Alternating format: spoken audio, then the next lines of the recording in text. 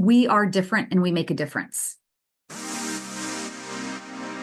Welcome to Agency for Change, a podcast from KidGlov that brings you the stories of change makers who are actively working to improve our communities. In every episode, we'll meet with people who are making a lasting impact in the places we call home.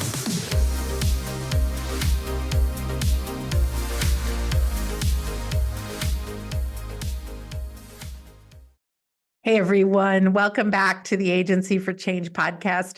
I'm Lynn Weinman, President and Chief Strategist at KidGlov. And when I think of today's guest, I think of that movie, Finding Nemo, and the line, "Just keep swimming," because it's the perfect way to describe my friend and change maker, Miren Oca. Miren is the founder and the CEO of Oca Aquatics Swim School in Florida. She has built more than a successful business. She has truly built a movement.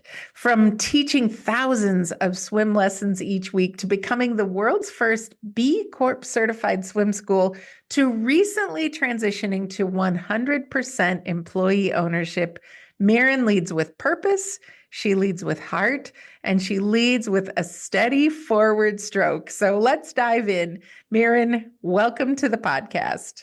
Thank you. It's great to be here today. Thank you. I am so happy to talk to you, Miren. You and I know each other and we get to see each other at least virtually occasionally, but I'd love to have you tell our listeners more about this great organization you've created called Oca Aquatics Swim School.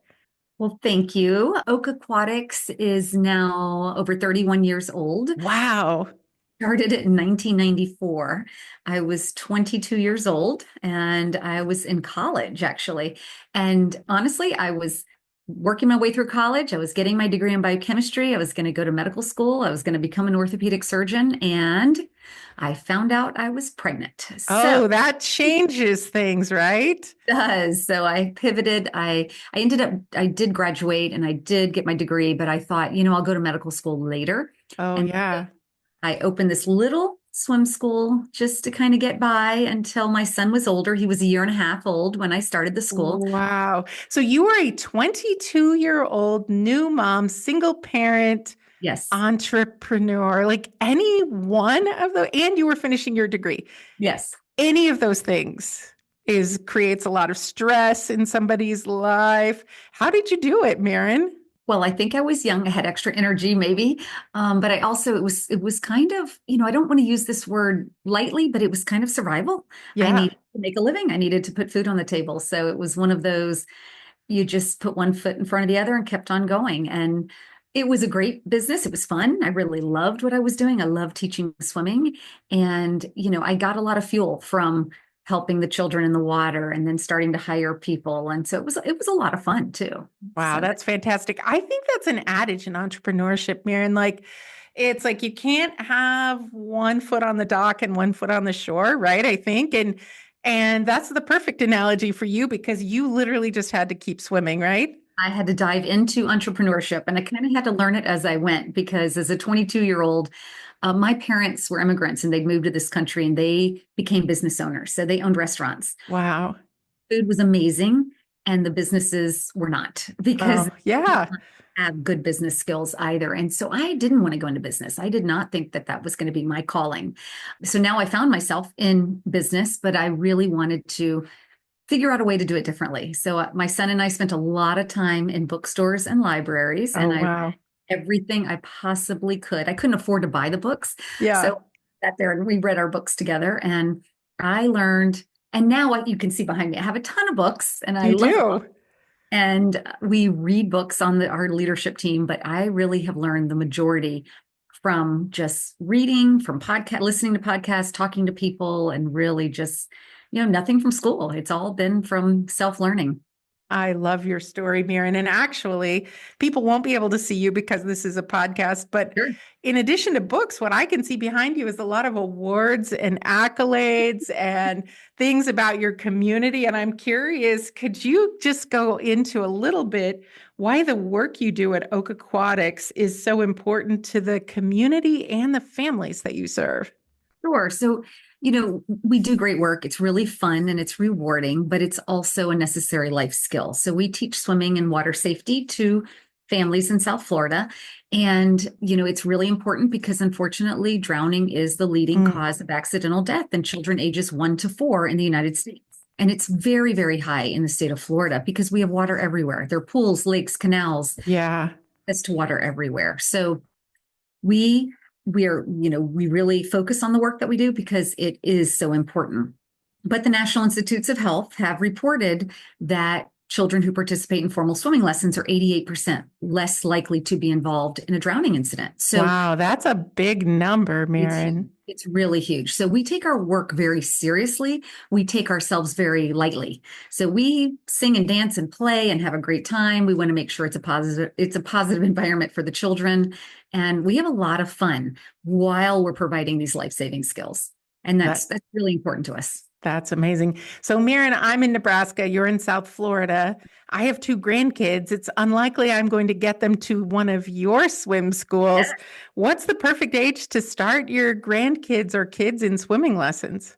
Well, we start them at 6 months. Wow, 6 months. Okay, we're behind a little bit, but we can catch up. And there's a ton of access to water here, so it is really important they start early. Yeah. But it is such a fun activity, and the earlier you start, the better they're going to do.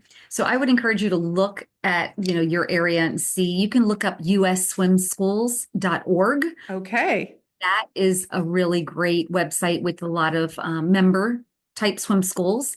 I've been a part of that organization for over 30 years.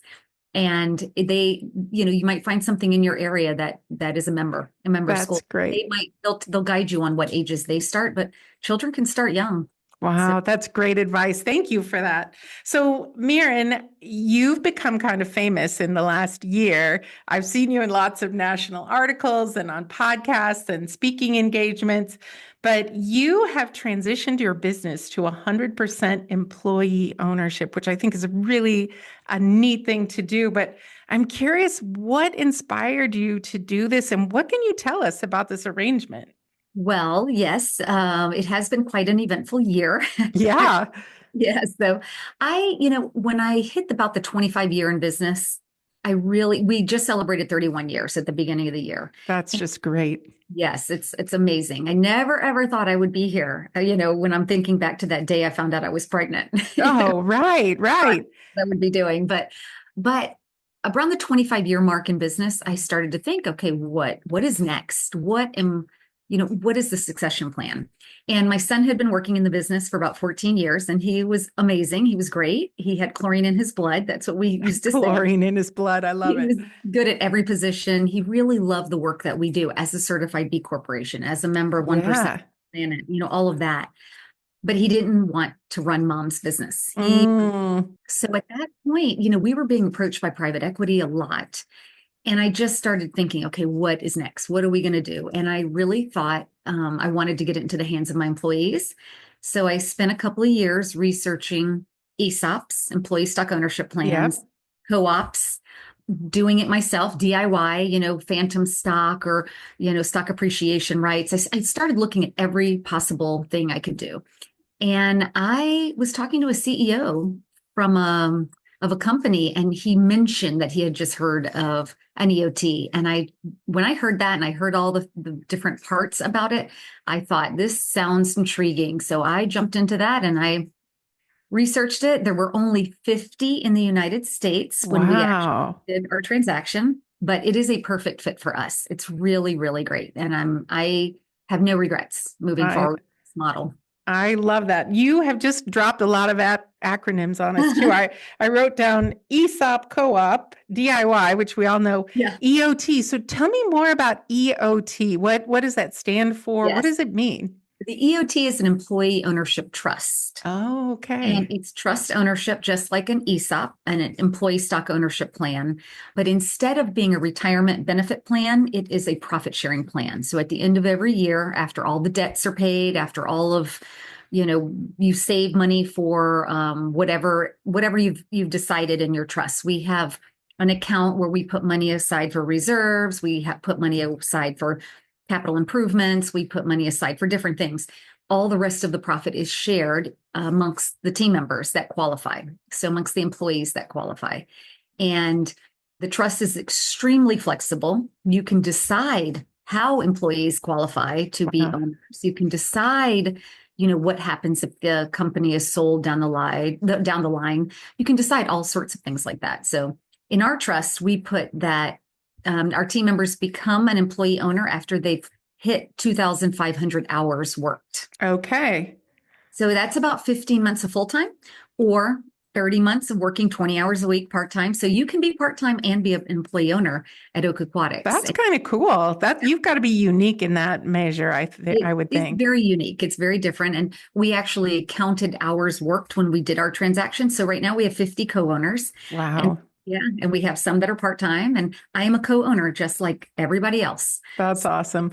Miren, one of my favorite things that I've seen on social media this year is Oca Aquatics had a post of your employee owners opening up their profit sharing bonuses, right? Yes, and they were smiling. They were definitely smiling. Yeah, that is a fabulous post. I really love that post. The team put that together because when I originally announced, I didn't tell anybody I was doing this. And when we announced, we transacted on March 1st. I announced on March 3rd, 2024. And when we announced, everybody was a little confused, and then they kind of had some shock, and then, they got pretty happy. But I explained to them that it costs quite a bit to put this in action. And it's going to be a few years where they would not receive large profits.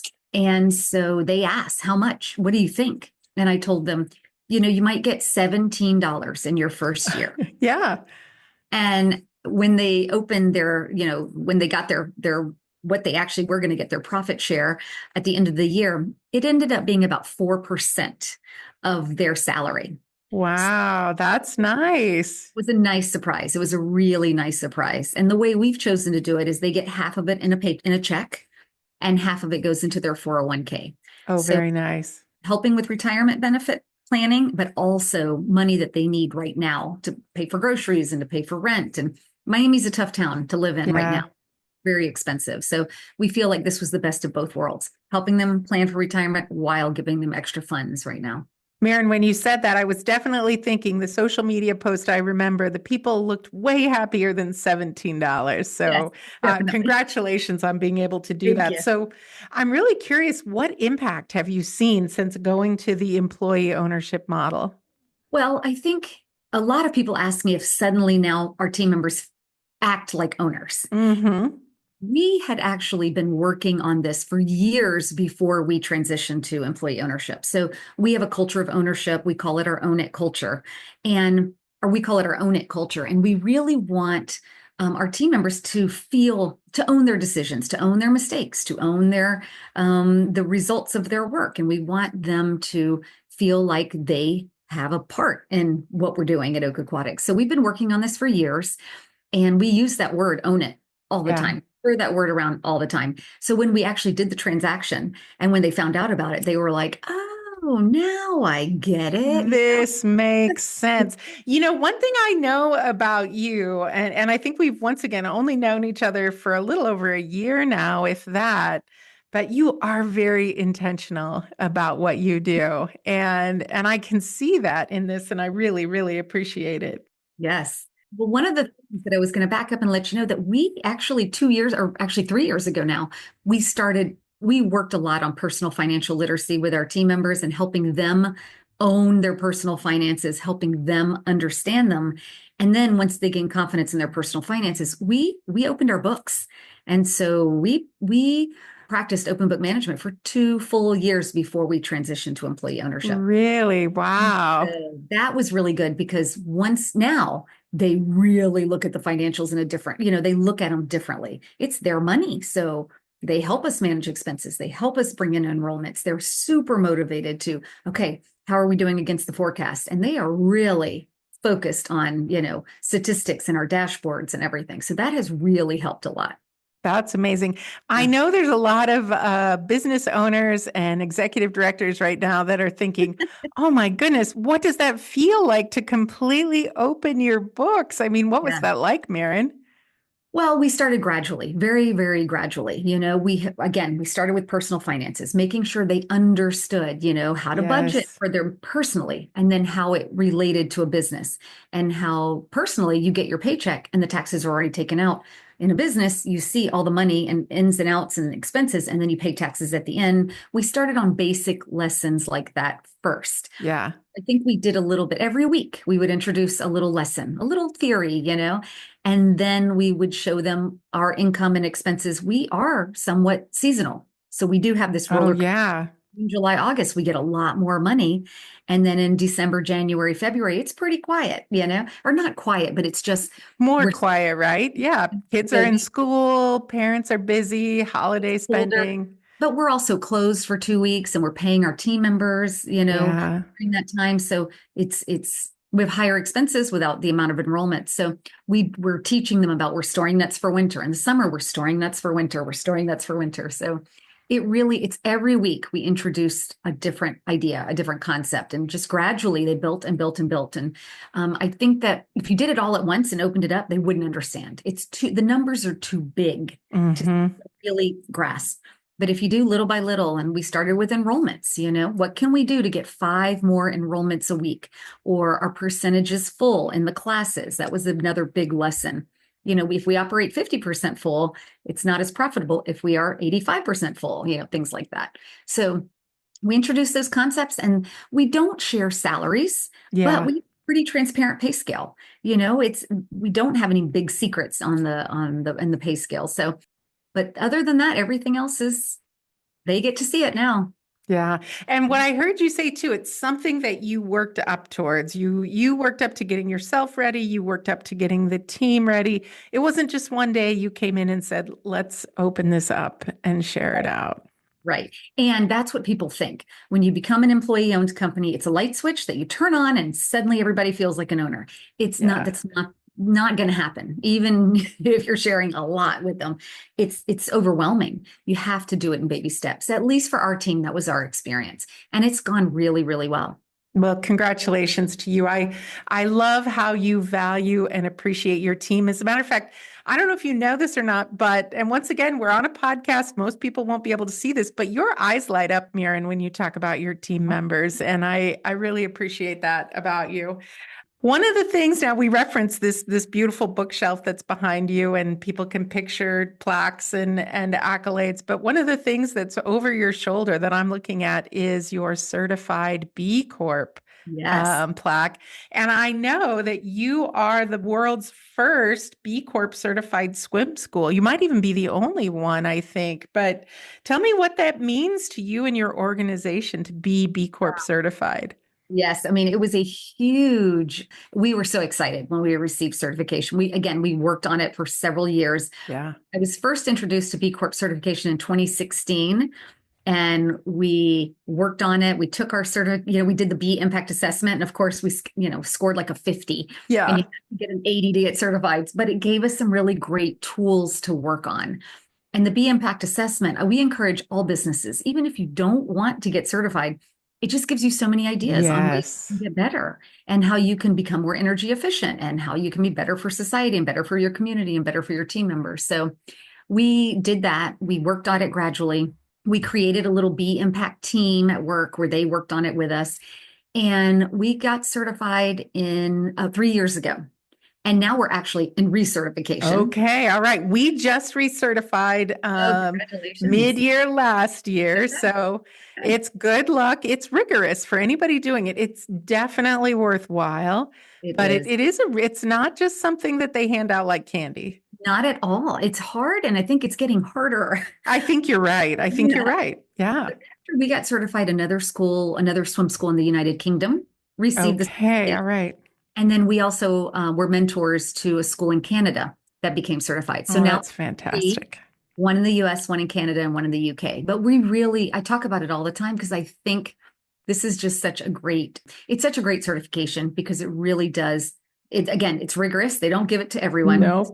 You see the B, it's a good company. And so I oftentimes say everything I have on today is B, is B because because it really is, you vote with your dollars and you make Absolutely. who you work with. So, Miren, hearing you say that too about the other swim schools, one thing I know, because KidGlov is also a certified B Corp, and there are other advertising agencies that are certified B Corps. And when we encounter one another, we often don't think of each other as competition. We think of each other as friends. And there are other B Corp agencies out there where we've shared best practices, because you don't want being a good company to be a competitive advantage, right? Like the movement is part of creating an ecosystem where companies are really thinking about their people, their clients, their planets, their business practices in a very positive way. So,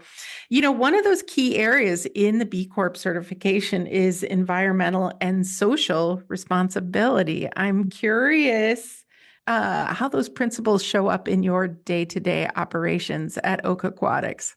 well, absolutely. And I agree with what you said about working with other businesses, Oh, yes. because the air I'm breathing is the same air that we're all trying to clean up, right? So we want to Right. get together. And I think right now it's a differentiator because there Yeah, aren't a lot of people doing it. But I am optimistic. And I think in the next 10 years, we're going to see a shift towards this. I And think so.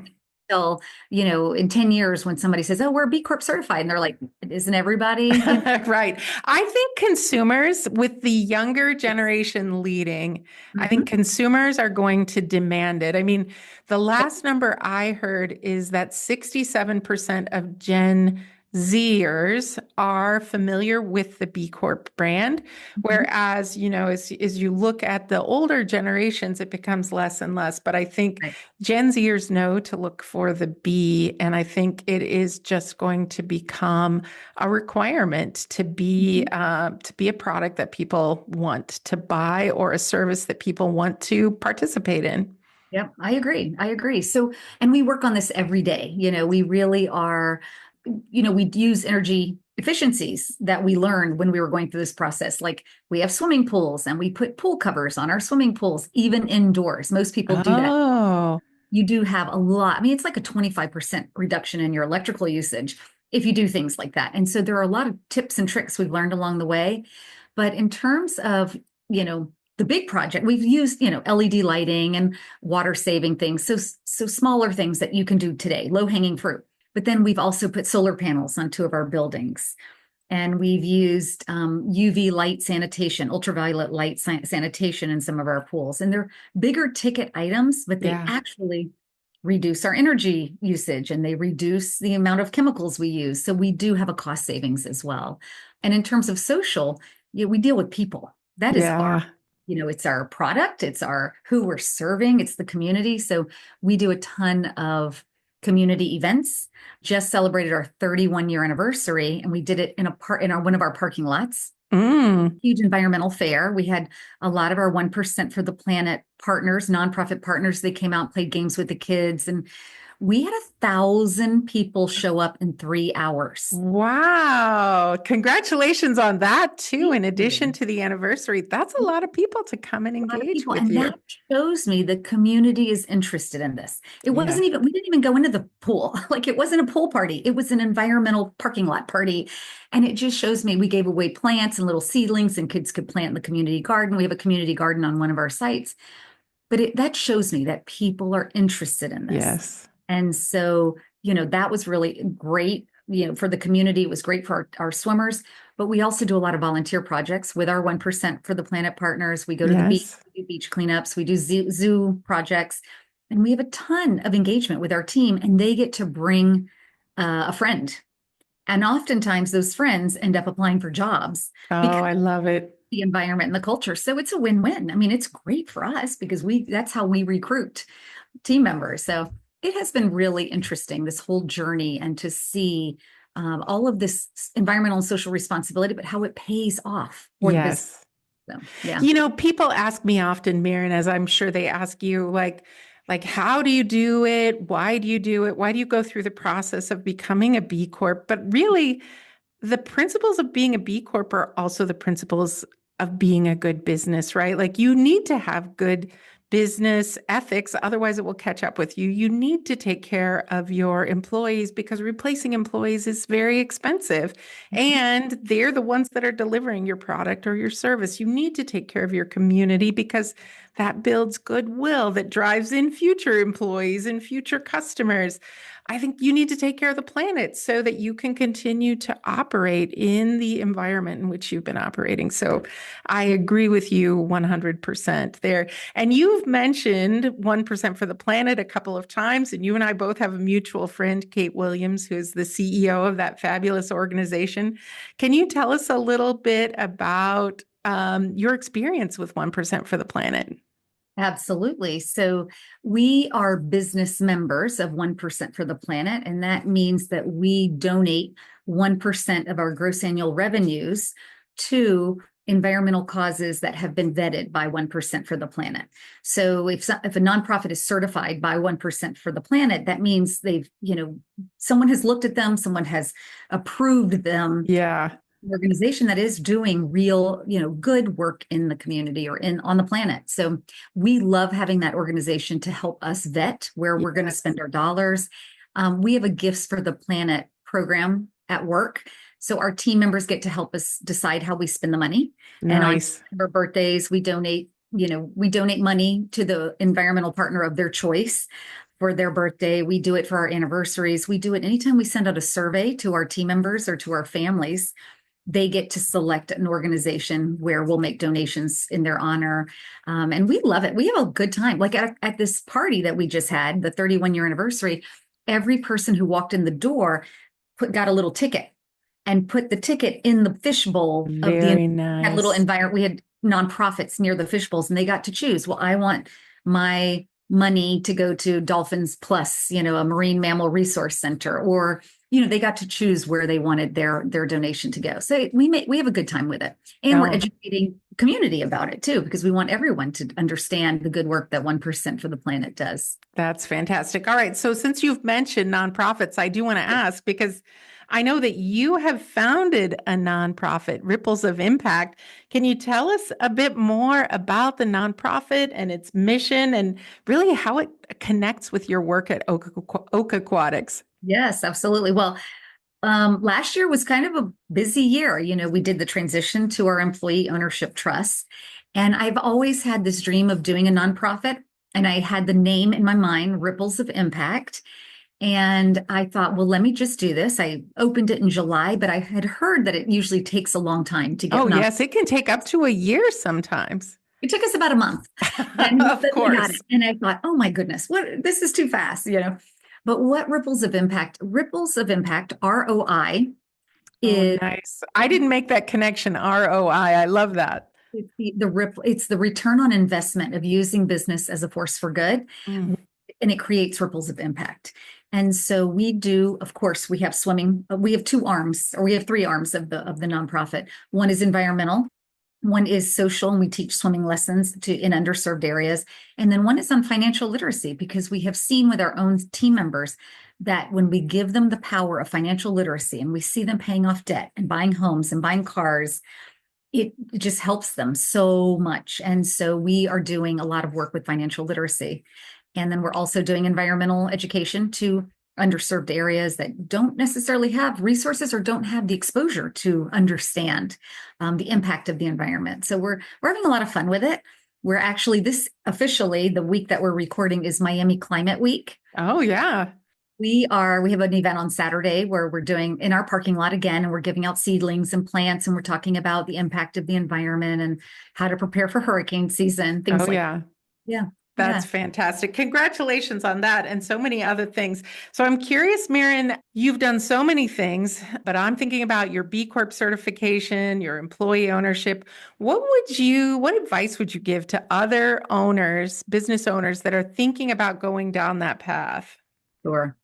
I think it starts small, but start today. Okay. It is so many people, it's overwhelming. There's so much. When you open the B Impact assessment or when you look at doing something like that, it's a lot. There's so much to do. But if you just start small and start right away and then also I used to believe the reason we failed at the beginning of getting B Corp certified is I was trying to do it alone. Once I involved my team, Yes. it helps so much because they bought into it and they understood it. And then they helped so much. So I think build a team to help you. Great And advice. that also is, we're stronger together, is join a group of peers that are in this, like-minded, mission-driven, values-aligned peers, like the one that we have at Real Leaders. We Yeah. really think that just helps. It's a great place to go and share your experiences and talk about, how you have navigated certain situations, because it is interesting sometimes to make those choices when you are up against a hard choice in business and you can do something that would be easier, but what is the right thing to do? Yes. Sometimes it takes a lot of courage. Yeah. And when you have these peer groups, you can find the courage, you can find the support to do what's right over what's easy. You know what? I'm glad you gave out a shout out to Real Leaders too, because that's how you and I met. And Yeah. our group leader, who's now becoming the CEO, Kevin Edwards, is just fantastic. But I really look forward to our group getting together. We meet virtually once a month, Group 107, and really interact and give each other advice and help share from real experiences. I just think it's one of my favorite things. I tell every entrepreneur I know, find yourself a peer group that can really share some advice with you. Yes. So, Miren, you have so many exciting things going on. What exciting projects or our goals are on the horizon for you? Well, we were talking a little bit about this earlier. 2025 is my year to say yes. I Yeah. I said that because I have been invited on podcasts before and speaking, and I've always found excuses not to do it. Now I realize But see that how much fun this is. This is it's fun. fun. It is. It is. But I think it's really important in, getting the message out there about B Corp certification, about our transition to employee ownership through an employee ownership trust. I want to speak about it. I do think that these are both some of the best kept secrets in business. And I think that it'll help business owners and it'll also help the movements for both of them. Yeah. So this is my year to say yes. I've been saying yes to speaking, which you were with me at a conference a few weeks ago. It was a great presentation at the Do More Good conference here in Lincoln, Nebraska. Well, thank you. And my word for the year was evolve. And it's just working on what it takes to get up on a stage or to be able to be on a podcast like this, Yeah. and just kind of leveling up and getting the story that people want to hear and being able to tell it the most effectively. So That's fantastic. Well, I'm so glad that you said yes, Miren. And one thing I want to ask you next is for our listeners who'd really like to learn more about Ocaquatics Swim School, Ripples of Impact, how can they find you? well, we are on Instagram, Oca Aquatics. It's a really interesting name. I never would have named it after my last name had I known I would have been doing it this so long, but it's Ocaquatics. Thank you for spelling that. Yes, so we're on LinkedIn. I'm also on Instagram and LinkedIn, and that's the best place we can connect. Fantastic. We will make sure to have those links in the show notes on the KidGlov website as well. So, Miren, this whole conversation has been inspiring, but I do want to ask you my favorite question because I am inspired by quotes from people who I enjoy talking to, and I would like a Miren Oca original quote to inspire our listeners. Okay, so this is a Miren Oca original, but it's our team member mantra. Okay. So our team say this all the time. It's we are different and we make a difference. So I love that so if you much. walk into our building and say we are different, they'll all repeat back, and we make a difference. And it's we have been different with all the things that we've done, and we also feel that we make a great difference. So That's fantastic. It's your rallying cry as a team. it really is. Yes. Fantastic. Miren, as we wrap up this time together today, I'd like to end with what is the most important thing you would like our listeners to remember about the work that you're doing? Well, I started this when I was 22 years old, and I had to learn to lead as I was maturing as a person. Yeah. And You were growing up. I mean, you seriously were growing up. Yes.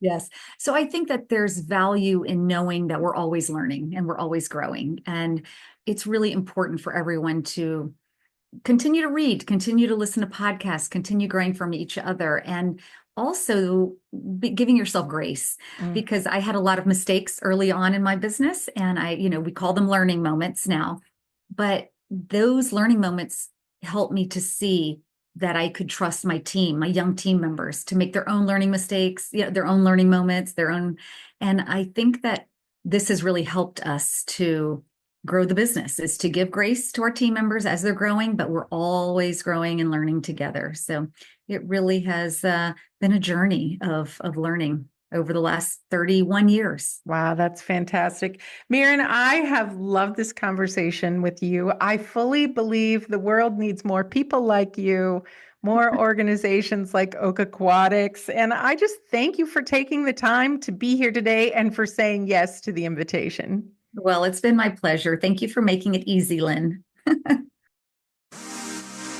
We hope you enjoyed today's Agency for Change podcast. To hear all our interviews with those who are making a positive change in our communities, or to nominate a changemaker you'd love to hear from, visit KidGlov.com at KidGlov.com to get in touch. As always, if you like what you've heard today, be sure to rate, review, subscribe, and share. Thanks for listening, and we'll see you next time.